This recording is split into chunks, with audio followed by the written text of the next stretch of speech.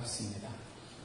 대부분 다 처음 뵙는 얼굴도 계시고 또 오래간만에 뵙는 얼굴도 있고 그런데 오늘 다 아시는 것처럼 애드벤트 강탄절, 강림절 세 번째 주일입니다. 보시는 것처럼 촛불 3개 켜있는데 혹시 공부를 열심히 하신 분들은 세 번째 촛불이 무슨 촛불인지 기억하시나요? 네. 목자의 촛불입니다. Shepherd's Candle이라고 하는 것이고요.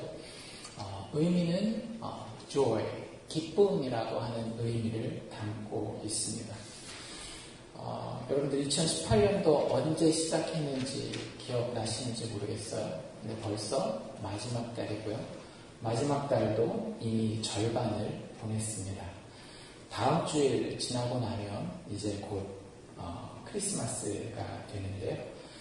오늘 이 성탄의 계절 세 번째 주일을 맞으면서 왜 성탄절에 우리가 기쁨이라고 하는 주제를 매년 세 번째 촛불을 켜면서 다루게 되는지를 한번 성경 말씀을 기초로 생각해 볼 수 있기를 원합니다.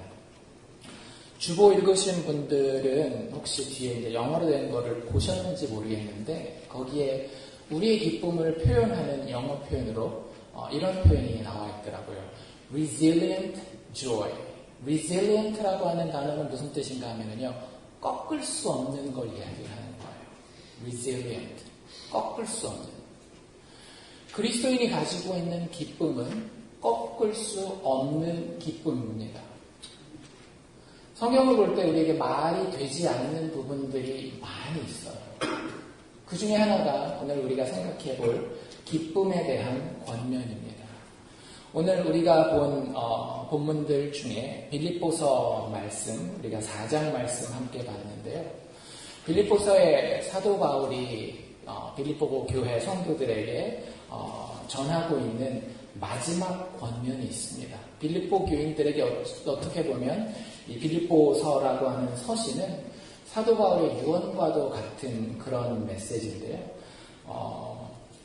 우리 잘 읽으신 것처럼 굉장히 강하게 뭐에 대해서 이야기하고 있는가 하면 주 안에서 항상 기뻐하라. 내가 다시 말하노니 기뻐하라. 기쁨에 대해서, joy에 대해서 더 이상 강조할 수 없을 만큼 강조해서 기뻐하라라고 하는 명령을, 권면을 주고 있습니다.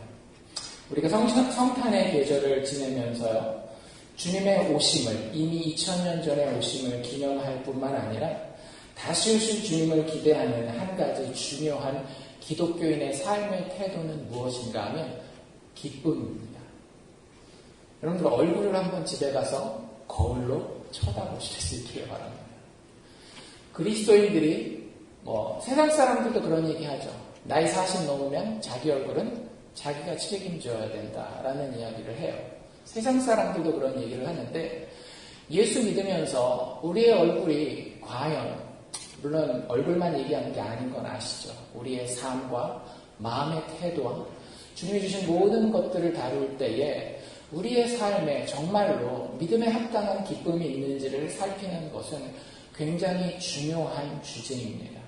제가 아는 어떤 미국 목사님이요, 그런 얘기를 하시더라고요. 부목사로 섬기고 있는데 담임 목사님이 내년에는 분명히 이분을 중직으로 세울 것이다 라고 예측하고 있었던 한 성도분이 계셨대요. 그런데 그 부목사님의 예측이 아주 빗나갔습니다. 이분이면 분명히 내년에 중직을 하셔야 되는데 왜 세우지 않으셨을까 담임 목사님한테 여쭤봤더니 그 담임 목사님이 하시는 얘기가 뭐냐면 헌금을 제대로 안 하던가요, 예배를 빠지던가요, 뭐 부족한 게 뭐였나요? 라고 물어봤을 때에 담임 목사님 한마디 딱 하시는데 그리스도인으로서의 기쁨의 의무를 다하지 못했습니다 라고 이야기를 하셨대요. 예수 믿는 것은요, 하기 싫은 것을 억지로 하는 게 아니라는 걸 여러분들 아셔야 됩니다. 예수 믿는 것은요, 우리 마음 가운데에 우리가 할 수 없는 것을 그리스도의 영인 성령께서 하게 하시는 거예요. 믿을 수 없는 이야기를 믿게 하시고, 그렇기 때문에 그것으로 인하여서 삶이 기뻐질 수 있는 거예요. 이게 믿음의 사람들의 삶의 태도라고 하는 겁니다. 다시 한번 빌립보서 4장 말씀 제가 읽어드리면 4절 말씀인데요. 바울의 명령이 이렇습니다. 주 안에서 항상 기뻐하라. 내가 다시 말하노니 기뻐하라. 기뻐하되 기뻐하고 더 기뻐하라는 거예요.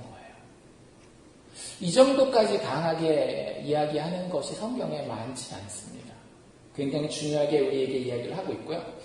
그리고 난 이후에 보시면 아시겠지만 성경책을 자세히 보신 분들은 성경책 편집이 한 단락으로 이 의미분을 이루는 것들을 나누어 놨어요. 성경에 대부분 다 표시가 되어 있을 텐데 4절 앞에 동그라미가 되어 있는 게 보이실 겁니다. 그렇죠? 그러면 그 동그라미가 끝나는 데가 어딘지 혹시 확인하실 수 있겠나요? 7절이 끝나고 나서 8절에서 다시 동그라미가 생겨요. 그게 무슨 이야기인가 하면 4절부터 7절까지는 한 가지 이야기를 하겠다라고 하는 거예요. 주제는 이미 4절에서 이야기를 하고 있습니다. 기쁨에 대해 이야기하고 있는 거예요.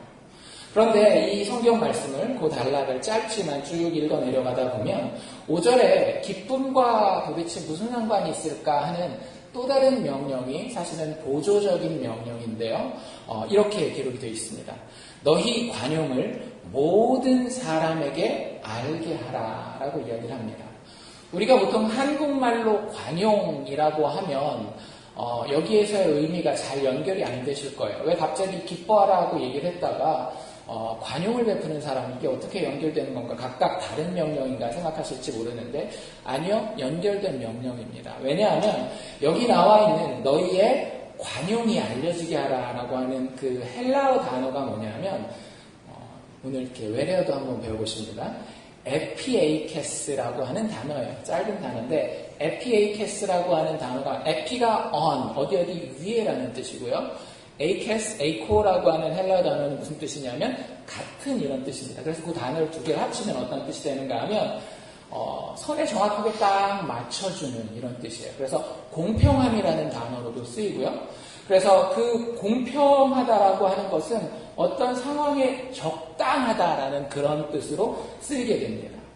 그래서 사람이 어떤 적당한 태도를 가지고 있으면 결국 어떻게 되는가 하면 합리적이게 돼요. 그래서 영어 성경의 이 단어를 보면 어떤 성경에는 gentleness라고 하는 관용이라고 하는 단어를 그대로 번역하고 있지만 어떤 성경은 reasonableness라고 하는 합리적인 마음이라고 하는 너희의 합리적인 마음을 세상 사람들에게 좀 알려지게 해라 이런 이야기를 하고 있는 거예요. 사도 바울이 지금 그 얘기를 하고 있는 겁니다.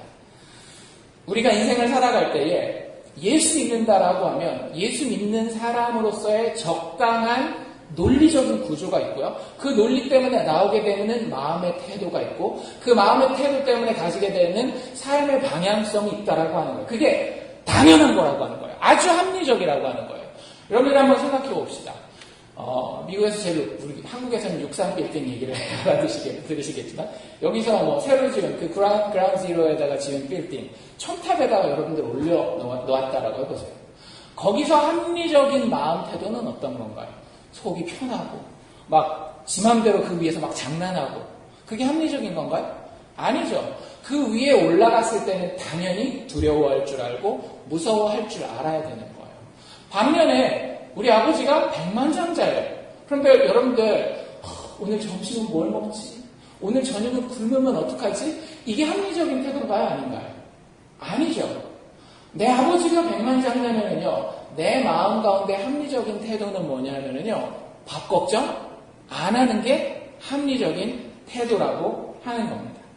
그래서 이 합리성은요 하나님을 믿는다라고 했을 때, 그리스도를 믿는다라고 했을 때 어떤 마음으로 표현되는가 하면은요, 사람들이, 뭐라 그래야 될까, 마음이 좁아지는 그런 상황들이 있어요. 여러분들 인생 살아보시면 그럴 때가 있으실 겁니다. 저도 속이 그렇게 넓지는 않아서 집에서 이 좁은 속 때문에 아내를 괴롭게 할 때가 있어요. 저희가 20년 조금 넘게 살았는데 생각해보면 어떻게 나 같은 사람이랑 같이 살았을까라고 생각할 정도로 되돌이켜보면 제가 너그러운 마음을 가지지 못한 때들이 종종 있더라고요. 예를 들자면 요번에도 이제 저희가 수요일날 이제 여기 도착해서 아직도 집에는 박스가 막 가득합니다. 근데 뭐 설교를 준비해야 된다든지 이런 제 마음에 이렇게 쫓기고 조급한 일이 있잖아요. 그러면 아내는 평상시에 하던 이야기를 그대로 해도 제 마음 가운데서는 마음이 막 이렇게 압박을 받고 있기 때문에 좋은 말이 나가도 되는 상황에도 좋은 말이 잘 안 나가고 쏘고 이러면 안 되지만 1년 전, 5년 전, 10년 전 습관까지 다 내가 이런 거 하지 말라 그랬지 라는 이야기를 하게 돼요. 쏟아내놓고 나면 미안하고 후회하고 하지만 제 마음이 좁을 때는 그게 잘 되지 않는 경우가 많이 있다라고 하는 거예요. 근데 돌이켜놓고 보면은요, 아니 내가 받은 은혜가 얼마나 큰데, 내가 예수 믿는다라고 했을 때 예수 그리스도께서 이 땅에 마법간에 말기에 내려오셨다라고 했을 때에 그 받은 은혜가, 그 받은 용서가 얼마나 큰데 나는 이것마저도 참지 못할까라고 하는 그런 회개와 잘못을 하나님 앞에 고백하는 그 순간으로 다시 나오게 되잖아요. 그러면 제 마음이 어떻게 되는 걸 느끼는가 하면 조금은 너그러워지는 느낌을 받게 돼요. 그래서 제가 평상시에 잘 안 하는 뭘 할까요? 사과를 하게 되죠. 여보, 미안해, 잘못했어. 그걸 성경에 지금 이 사도 바울이 뭐라고 얘기를 하고 있는가 하면 관용이라고 얘기를 하는 거예요. 그러니까 이 단어를 여러분들 잘 아시면 이렇게 관용을 할 수 있는, 다른 사람을 용서할 수 있는 마음의 너그러움, 여유, 예수 믿기 때문에, 예수께 받은 게 너무 크기 때문에 거기서 오게 되는 당연한 합리적인 결론을 가진 사람은요, 정말로 다른 사람 앞에 너그럽고 관용 있는 태도를 보여줄 수밖에 없다라고 하는 겁니다. 여러분들이 이 사실을 좀 마음 가운데 품으시고 그리스도인으로 살면 좋겠다라는 생각을 해요. 왜냐하면 특별히 이민교회에 제가 알칸사에 한 4년 반 정도 있었거든요. 보면 제일 안타까운 경우가 어떤 경우인가 하면 교회는 다니시는데 그 마음의 여유가 없는 분들, 돈은 많이 버세요. 뭐 몇만 불씩, 몇십만 불씩 이렇게 버시는데 보면 마음과 삶이 그렇게 힘든 분들이 계셔요. 그러니까 세상 사람들이 그러는 거는 이해가 충분히 됩니다. 근데 예수를 안다라고 고백하는데 그런 마음의 여유가 없고 관용함이 없고 당연한 예수 믿는 사람으로서의 생각해야 하는 그 은혜에 대한 감사, 이런 것들이 없는 분들을 보면은요, 참 안타깝다라는 생각이 들어요. 그 밑에 6절에 보면 그 예수 믿는 사람들이 자연스럽게 그래서 하게 되는 행동이 뭔지를 설명하고 있습니다. 뭐라고 돼 있죠? 아무것도 염려하지 말라. 교회 다니는 분들한테 이런 얘기 하면은요, 많은 분들이 목사님은 사회생활을 안 해봐서 그래요. 그런 얘기를 많이 들어요. 근데 제가 제가 여기 설교 목사로 섬길 때도 마찬가지였고, 알칸사 가서 그 4년 정도를 제외하고는요, 제가 안수받은 지 2000년도에 받았으니까 거의 한 19년 정도 되는데, 그 몇 년 기간을 빼놓고는요, 저도 사회생활 다 해봤어요. 목회, 그 부교육자로 사역하면서 일주일 내내 저도 일하고 뭐 몇십 시간이 되건 여러분들이 겪는 걸 똑같이 다 겪어봤습니다. 근데 여기에서 이야기하는 아무것도 염려하지 말라라고 하는 말이 누군가에게는 받아들여질 수 있는 말이 되고요, 누군가에게는 받아들여질 수 없는 말이 돼요. 어디서 차이가 나냐면요, 예수 그리스도께서 죄인을 위하여, 죄인 나를 위하여, 여러분들이 죄인이 아니면 이건 여러분들에게 해당되는 말씀이 아니에요. 근데 죄인 나를 위해서 하나님이신 그분이 이 땅에 육신을 입고 내려오셔서 나와 똑같이 고난을 받으시고, 나와 똑같이 목마르시고, 나와 똑같이 배고프시고, 나와 똑같이 고난받으시고, 내가 죽어야 할 죽음을 대신 죽어줬다라는 게 믿어지는 분들에게는요, 이 말씀이 아멘으로 받아들여지게 돼요. 그런데 교회를 다니지만 그 예수를 체험하지 않게 되잖아요. 그냥 종교로서 죽은 다음에 천국 갈 티켓을 얻기 위해서 신앙생활이라고 하는 이름만 붙여서 신앙생활을 하게 되면요, 이 말이 부담스럽게 됩니다. 왜냐하면 예수의 능력이 어떤 것인지 알지 못하기 때문에. 사도 바울은 자신 있게 얘기하는 거예요. 예수를 믿는다라고 하면 예수 믿는 것의 능력이 어떤 것인지 알고 있기 때문에 그 믿는 사람들을 향해서 너희들 아무것도 염려하지 말아라. 물론 비인간적으로 어떤 상황에서도 눈물 한 방울을 안 흘리고 마음에 고민 하나도 안 하고 하는 그런 걸 이야기를 하는 거 아니에요. 사도 바울도 힘든 일이 있었고요. 사도 바울도 인간 때문에 어려운 일들을 많이 당하고요. 배고픔도 겪어봤고 죽을 고비도 많이 겪어봤어요. 하지만 그럼에도 불구하고 궁극적으로 내 삶을 책임지시는 부활의 예수 그리스도를 알기 때문에 내 마음의 방향성은 염려로부터 계속해서 떠날 수밖에 없다라고 하는 겁니다. 그리고 우리가 해야 되는 것은 이것밖에 없는 거예요. 오직 모든 일에 기도와 간구로 너희 구할 것을 감사함으로 하나님께 아뢰라라고 이야기를 하는 겁니다. 여러분들, 예수님이 우리를 위해서 이 땅에 오시고 죽어주신 것은요, 하나님의 사랑입니다. 사랑이라고 하는 말, 나이가 아무리 많이 들어도요, 진짜 사랑을 하면 가슴이 두근두근 뛰는 거 아시죠? 어떤 분들 보면 세상 분들 중에 첫사랑 생각하면 아직도 가슴이 두근두근하다. 연세가 많이 드신 분들도 뭐 그런 얘기들을 하시는 분들이 있어요. 근데 사랑이라고 하는 것은요, 삶을 움직이게 합니다. 그거 아세요? 한국 부모들이 미국에서 정말로 어렵게 힘들게 사는 이유, 그럼에도 불구하고 그걸 버텨내는 이유를 보면요, 몇 가지가 있는데 자식 사랑하기 때문이에요.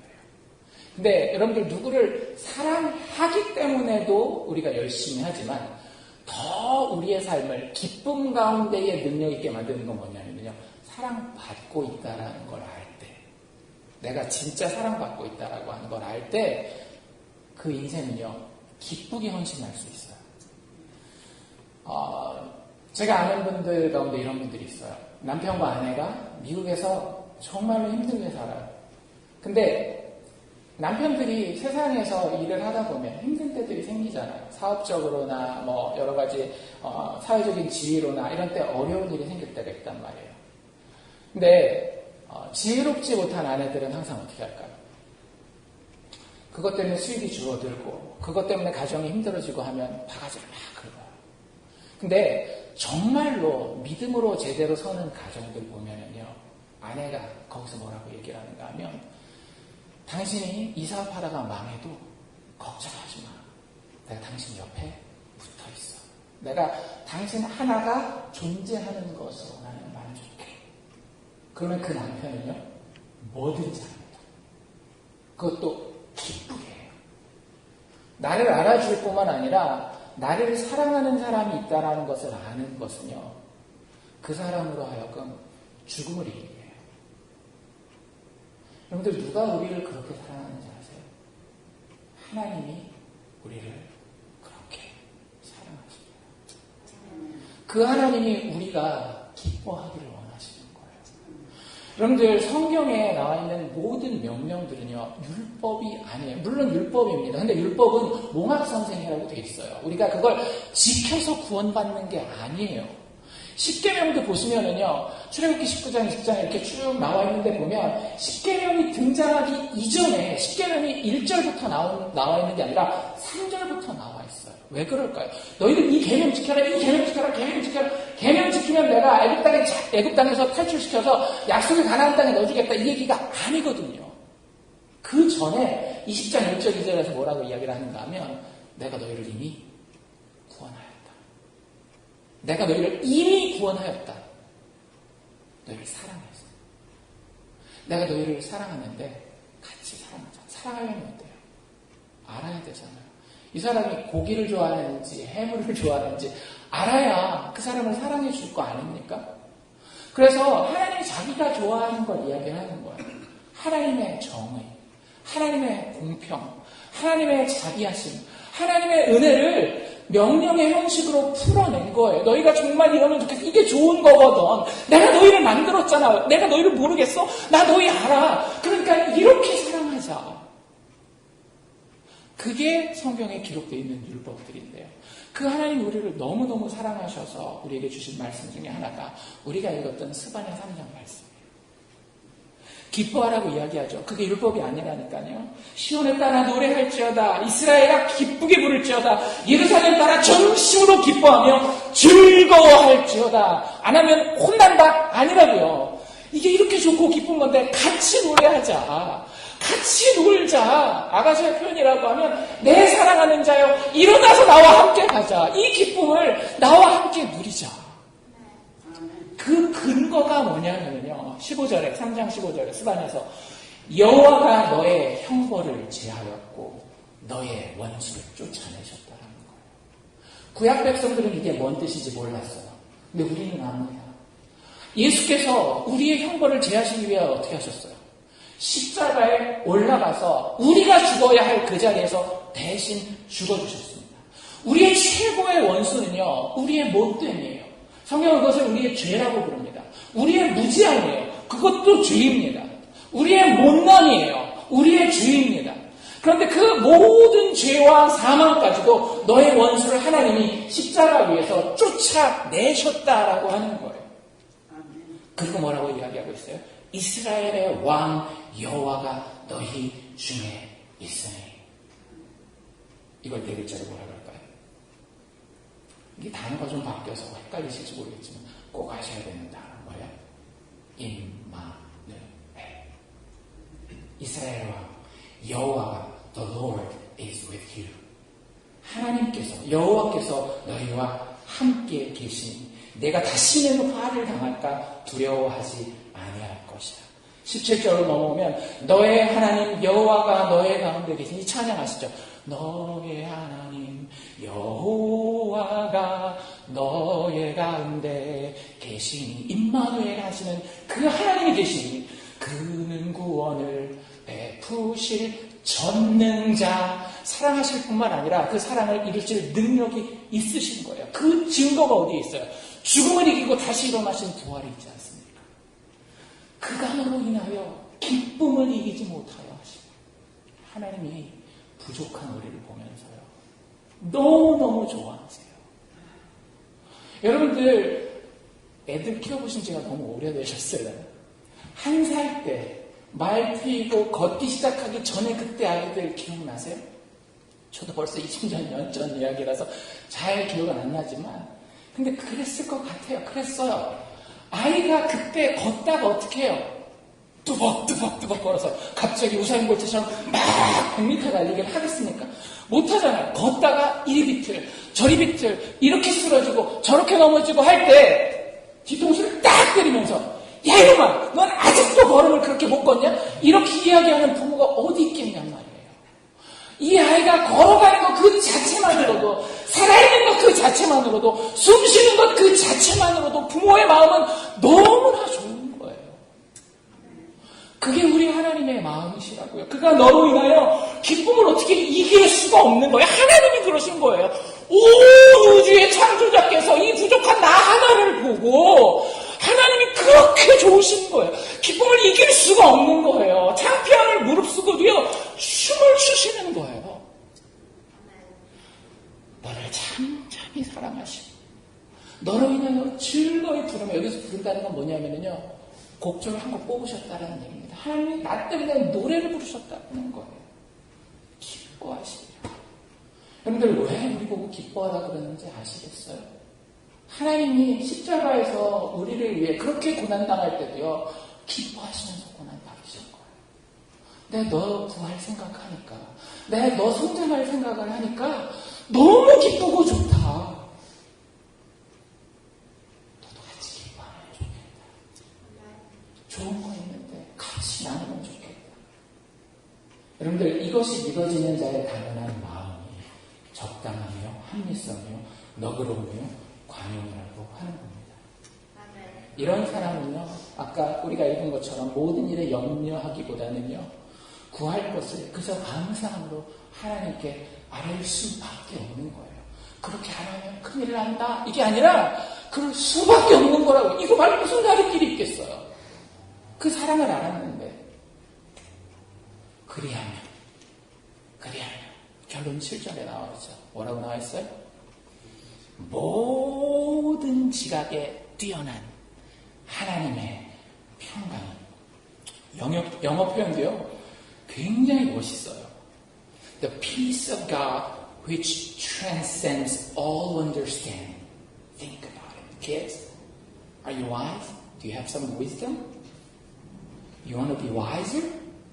Come to Jesus. Why? I really experienced it myself, my kids. They all know Jesus and they became wiser. Why? This is the reason. And the peace of God which transcends all understanding, including yours, including your teachers, including all the professors. They are all under Jesus the Lord. 예수 그리스도의 그 정말로 세상의 모든 지식과 이해를 뛰어넘는, 모든 지각에 뛰어난 하나님의 평강이요. 그리스도 예수 안에서 우리의 마음과 생각을 지키시게 돼요. 여러분들 이건 경험하지 않으면 모르는 겁니다. 우리의 노력으로 되는 게 아니에요. 하나님께서 성령을 통하여서 그것이 믿어지게 하는 분들이 있어요. 여러분들이 다 그렇게 되기를 원합니다. 이미 그 길을 시작했기를 원합니다. 그리고 그 길을 아름답게 맞춰갈 수 있기를 원합니다. 우리의 능력이 되기 때문이 아니라 그리스도께서 이루신 것이 그것이기 때문에 그 영광은 절대 지지 않는 영광이에요. 그 영광은요, 택한 자에게 반드시 승리로 이루어지게 되어 있습니다. 여러분들에게 한 가지 질문만 드리죠. 여러분들 현재 신앙생활은 어떠십니까? 오늘의 신앙생활, 지난 한 주간 동안의 여러분들의 신앙생활은 어떠셨습니까? 정말로 이 기쁨을 누리는 크리스찬이었습니까? 아니면 누리지 못했던 크리스찬이었습니까? 우리 마지막 본문이 누가복음 7장 말씀이었죠. 그렇죠? 거기에 보면 우리와 같은 질문을 가졌었던 또 한 사람이 나와요. 누구죠? 세례 요한이 나옵니다. 세례 요한이 예수님이 이 땅에 오셨어요.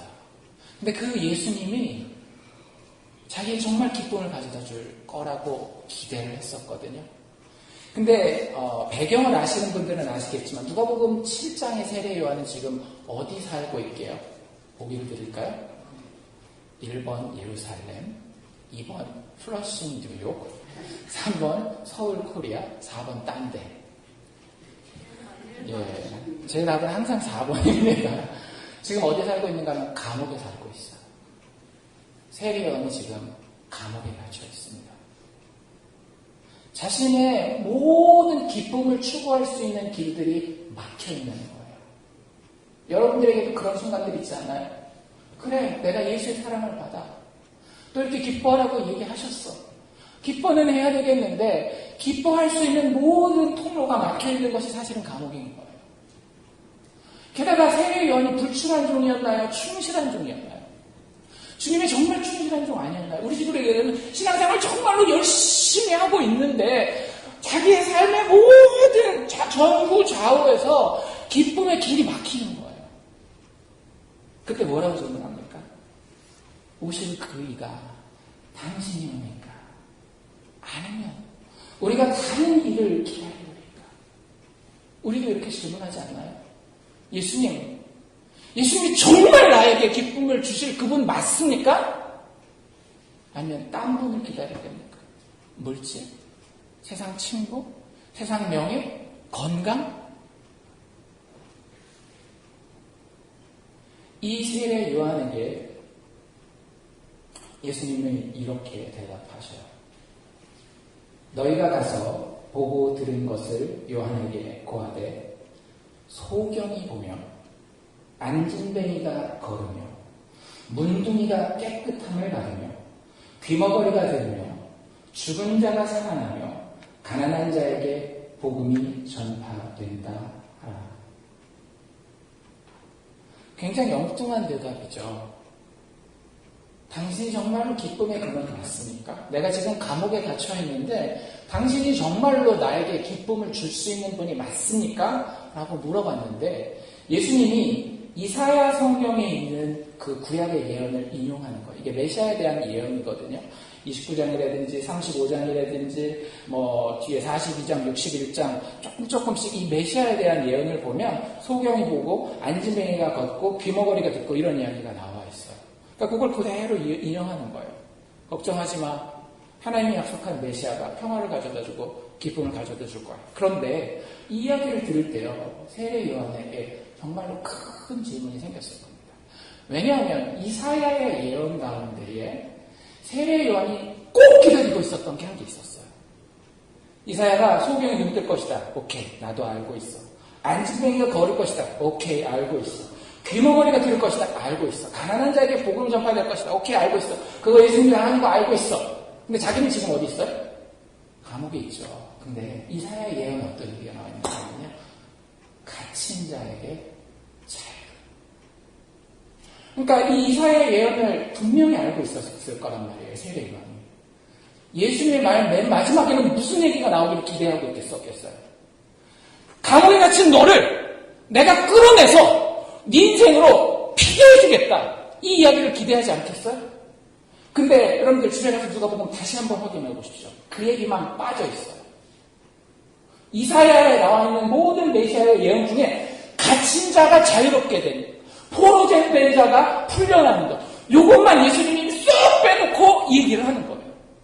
미치고 팔짝 뛰고 노르시죠. 주님, 알아요. 소경 눈 뜨고 안진뱅이가 일어나고, 근데 그거 말고 저는 지금 감옥에 있다니까요. 갇힌 자는 어떻게 되는 겁니까? 갇힌 자, 감옥에 갇힌 자, 포로된 자는 어떻게 되는 거예요? 발 동동동동 하면서.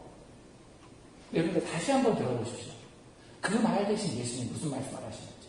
너희가 가서 보고 들은 것을 요한에게 고하되, 소경이 보며 안진뱅이가 걸으며 문둥이가 깨끗함을 받으며 귀머거리가 들으며 죽은 자가 살아나며 가난한 자에게 복음이 전파된다. 이사야의 예언에는요, 죽은 자가 다시 살아난다는 예언이 없어요. 예수님이 구약에 예언된 것보다도 더 큰 하나님의 계획이 있다는 것을, 그것을 이룰 자가 자신이라고 하는 걸 이야기하는 거예요. 세례 요한은 자기 인생에 대해서 작은 그림을 그리고 있었습니다. 어떤 그림이요? 지금 당장 이렇게 몇 년이 될지 몇십 년이 될지 모르겠지만 감옥 같은 이 생활에서 벗어나는 것이 세례 요한이 그렸던 자기 인생의 모습이었어요. 여기서 벗어나기만 하면 내가 정말로 기뻐할 수 있지 않겠나라고 생각했어요. 여러분들 정말로 인생이 그런가요? 여기서 벗어나기만 하면 정말로 인생이 기뻐해, 평생 멈출 수 없는 기쁨을, 꺾을 수 없는 기쁨을 가지게 되던가요? 안 그렇잖아요. 예수님 그걸 알고 계셨던 거예요. 내가 그리는 그림은 그런 그림이 아니야. 너희들이 죽음의 순간에서도 평안할 수 있는, 그리고 그 부활의 능력으로 오늘을 살아갈 수 있는 그 기쁨을 내가 너에게 주기를 원한다. 더 큰 약속으로 우리가 사실은 여러분들 죽은 자입니다. 그거 아셔야 돼요. 아직도 내가 살아있다라고 생각하시면요, 성경을 안 읽어도 너무 안 읽으십니다. 우리의 육체는 살아있지만요, 영혼은 완전히 죽어있는 자인데, 그 죽은 자를 예수께서 에스겔 골짜기에 그 마른 뼈들을 일으키시듯이 다 일으켜서 살리시는 거예요. 그리고 그게 우리의 그리스도인의 삶의 영광이라고 하는 겁니다. 우리가 그 소망을 이 성탄의 계절 동안에 계속 기다리는 거예요. 여러분들, 이 본문을 통해서 우리의 기쁨을 다시 한번 점검해 보실 수 있기를 원합니다. 예수님 이 땅에 오셨어요. 성탄절이라고 우리가 여기저기 장식도 하고 절기도 지키고 합니다. 그런데 정말로, 여러분들 정말로 그것이 여러분들에게 기쁨이 되고 있습니까? 정말 당신의 기쁨의 근원이 예수 그리스도가 맞는지, 아니면 예수 믿는 것은 내가 이제 나중에 혹시라도 죽게 되면 천국 가야 되는 티켓이 필요하니까 보험 들듯이 들어놓은 건 아닌지. 아니요. 예수님 그 정도 주려고 우리에게 오시지 않으셨어요. 우리에게 천국도 약속되었지만 이 땅에서의 세상이 꺾을 수 없는 기쁨 주기 위해서 이 땅에 내려오셨습니다. 여러분들에게 믿음의 권면을 드리기를 원합니다. 이 성탄의 계절에 오신 예수 그리스도로 인해, 그분의 죽음과 부활로 인해 그 복음을, 예수 그리스도의 오심과 그분의 고난과 그분의 죽음과 그분의 부활을 묵상하는 가운데에 정말로 기뻐하고 또 기뻐하는 우리들이 될 수 있기를, 우리의 의지와 우리의 노력이 아닌 성령의 감동으로, 성령의 믿게 하심으로 이 기쁨을 누릴 수 있는 하나님의 친백성들 다 되시기를 주의 이름으로 축원합니다. 기도하겠습니다.